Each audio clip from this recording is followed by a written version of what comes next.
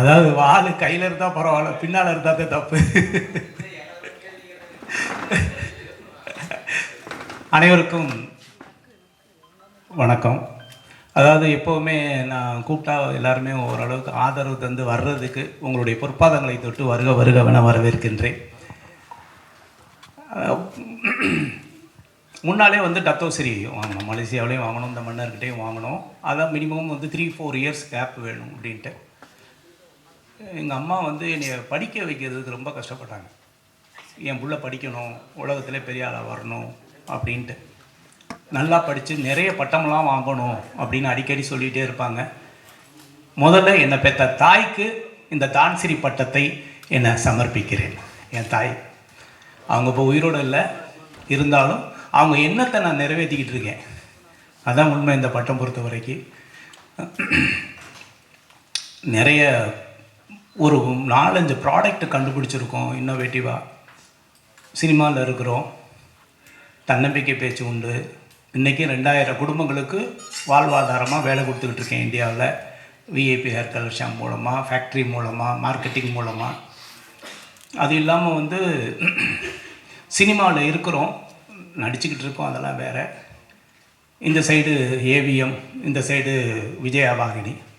இதுக்கு இடையில் சினிமாவுக்கு என்னால் முடிஞ்ச ஒரு சிறிய உதவியாக இந்த ஏசி ஃப்ளோரு 3 ஃப்ளோர் இந்த இடத்துல கட்டி வச்சுருக்கிறேன். இதுவும் சினிமா தான், சினிமாவுக்கு இன்வெஸ்ட்மெண்ட் தான். சினிமாவில் எத்தனையோ பேர் சம்பாரித்து வெளியே இன்வெஸ்ட் பண்ணிகிட்டு இருக்காங்க. நான் வெளியில் சம்பாரித்து ஒரு சினிமாவுக்கு இன்வெஸ்ட் பண்ணிகிட்ருக்கேன். இன்றைக்கி இந்த இடத்துல இருந்த எல்லா ஸ்டுடியோவும் போய் எல்லாமே அப்பார்ட்மெண்ட்டாக மாறி பெட்ரூமாக மாறிடுச்சு. டப்பிங்கு ரீரெக்கார்டிங் பெட்ரூமில் நடந்துக்கிட்டு இருக்கு. இப்போ ஷூட்டிங் வேணும்னா எல்லோரும் இப்போ காஞ்சிபுரம் போக வேண்டியிருக்கு. ஆனால் அதை மீறி சினிமாவில் என்னால் முடிஞ்ச ஒரு இது இந்த ஆர்கே ஸ்டுடியோ. அதில் தான் இப்போ உட்காந்து முதல் பேட்டி உங்கள்கிட்ட. இந்த அவார்டு பொறுத்த வரைக்கும் ஆல்ரெடி நான் 18 நாட்டில் சிறந்த பேச்சாளர், தன்னம்பிக்கை மோட்டிவேட்டர் பேசுவார் அப்படின்னு சொல்லி கொடுத்துருக்காங்க டாக்டர் பட்டம். அதை மீறி நிறைய ப்ராஜெக்ட் பண்ணிகிட்டே இருக்கிறேன். பெரும்பாலும் சினிமாவில் இந்த மாதிரி அவார்டெலாம் நிறைய நடக்கும். தமிழ்நாட்டிலேயே நடக்கும், இந்தியாவில் நடக்கும். என்ன இருந்தாலும் ஆஸ்கார் வாங்குறது தான் எல்லாருமே பெருமையாக நினைப்பாங்க. இல்லை இட்டாலியில் போய் வாங்கினா நல்லது நினைப்பாங்க. வெளிநாட்டிலேருந்து ஒரு மன்னர் ஒரு அங்கீகாரம் அப்படிங்கிறது தமிழனுக்கும் தமிழன் செய்கிற தொழிலுக்கும் ஒரு வரவேற்பு உண்டு. விஐபி ஹேர் கலர் ஷாம்பு அப்படிங்கிறது உலகத்திலே இல்லாத, க்ளவுஸ் போடாமல் அப்படியே தொடலான்னு சொன்னேன். வெளிநாட்டுக்காரன் ஏற்றுக்கலை.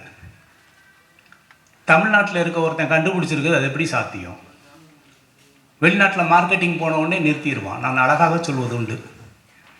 தமிழ்நாட்டில் செருப்பு ஃபேக்ட்ரி வச்சுருக்கவங்க அமெரிக்காவில் செருப்பு தைக்கிறதுக்கு அனுமதிக்க மாட்டாங்க, நம்ம போக முடியாது. ஆனால் அமெரிக்காவில் செருப்பு தைக்கிறவன் இந்தியாவில் என்ன வேணாலும் பண்ணுறதுக்கு அனுமதி உண்டு. அப்படி நம்மளை அலோவ் பண்ணுறதில்ல. உங்கள் கண்டுபிடிப்பா, இந்தியாவில் கண்டுபிடிச்சிருக்கீங்களா? அதெல்லாம் இல்லை அப்படின்னு. என்னால் உலக வரங்களை போராட முடியலை. நீங்கள் க்ளவுஸ் எல்லாம் பயன்படுத்தலாம், கண்டுபிடிச்சிருக்கேன். இந்திய அரசாங்கம் 20 ஆண்டுகள் எனக்கு பேட்டர்ன் கொடுத்துருக்காங்க, இன்டலெக்சுவல் ப்ராப்பர்ட்டி அப்படின்ட்டு. சர்டிஃபிகேட் காமிச்சா கூட ஒத்துக்கலை.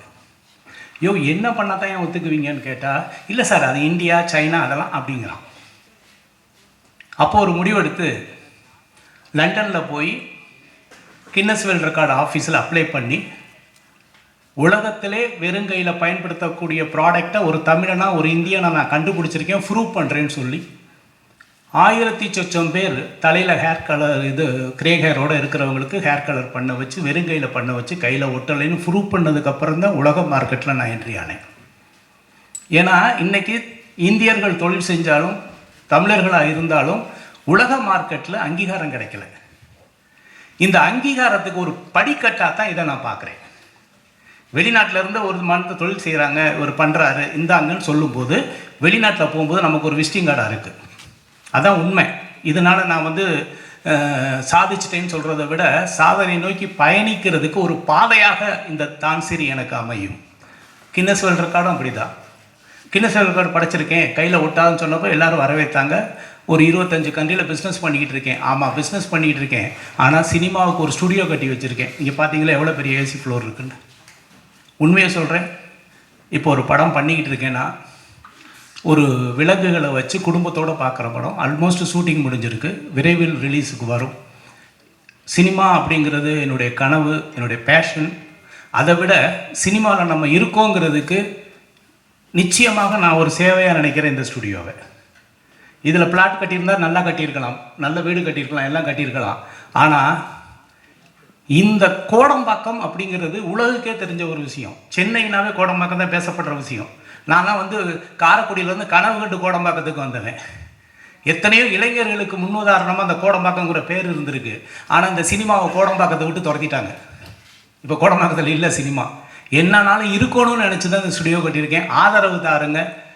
நான் சினிமாவில் வந்து படம் எடுக்கலைன்னு நினைக்கிறத விட படம் எடுக்கிறத விட முக்கியம் இந்த மாதிரி ஒரு சினிமாவுக்கான ஒரு தளத்தை உருவாக்கணும் அப்படின்னு நினச்சது பண்ணியிருக்கிறோம். அவங்க வந்து அங்கீகாரம் கொடுத்த ஒரு சர்டிஃபிகேட் இருக்குது. அந்த மன்னர் இருந்தாலும் என்னுடைய பேச்சும் என்னுடைய உழைப்பையும் பார்த்துட்டு அவர் வந்து கிட்டத்தட்ட ஒரு 400 ஆண்டுகளுக்கு முன்னால் இருக்கிற ஒரு வாளை வந்து எனக்கு பரிசளித்தார். அவருடைய மகன் அதே மாதிரி ஒரு பரிசளித்தாங்க. நினைவு சின்னம் அப்படிங்கிறது அவங்கள பொறுத்த வரைக்கும் இதை எடுத்துகிட்டு போங்க, நாங்கள் லெட்டர் தரோம் இது உங்களுக்கு அப்படின்னு அவருடைய வீடியோலாம் கொடுத்துருக்கேன் ஜானுக்கிட்ட. இந்த என்னால் தூக்க முடியல, நான் உண்மையாக அதை தூக்க முடியல. ஏன்னா சினிமானா ஒரு அட்டக்கத்தி கொடுத்துருவாங்க, அழகாக பெயிண்ட் அடித்து இப்படி சிக்ஸின்னு தண்ணிடலாம். இது ஒத்த கையில் பிடிச்சி இப்படி நிப்பாட்டுறதுக்கு ஒரு ஸ்டில்லுக்கு நான் படாத கஷ்டப்பட்டேன், கையை ஆடிச்சு விடுன்னு.